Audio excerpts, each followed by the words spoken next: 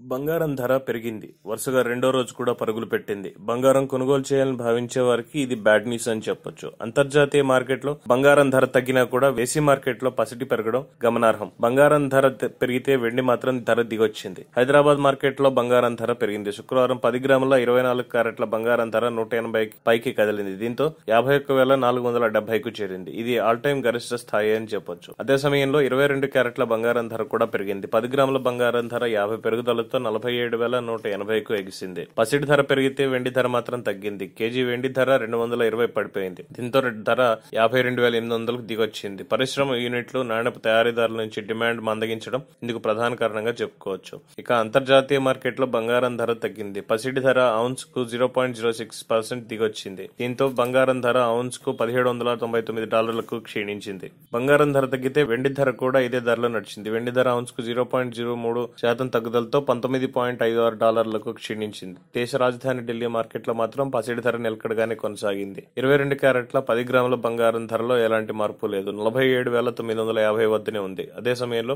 24 క్యారెట్ల 10 గ్రాముల బంగారం ధర కూడా ఇదే ధరలో పయనించింది. 49,150 వద్ద నిలకడగా ఉంది. ఇక కేజీ వెండి ధర 200 తగ్గింది. 52,800కు పడిపోయింది. ఇకపోతే బంగారం ధరపై ప్రభావం చూపే అంశాలు చాలానే ఉన్నాయి. ద్రవ్యోల్బణం, గ్లోబల్ మార్కెట్, పసిడి ధరల మార్పులు, కేంద్ర బ్యాంకుల వద్ద ఉన్న బంగారు నిల్వలు, వడ్డీ రేట్లు, జ్యువెలరీ మార్కెట్, భౌగోళిక పరిస్థితులు, భౌగోళిక ఉద్రిక్తతలు, వాణిజ్య యుద్ధాలు వంటి పలు అంశాలు పసిడి ధరపై ప్రభావం చూపుతాయి. ఇవి ఈనాటి బంగారం రేట్ల అప్డేట్స్.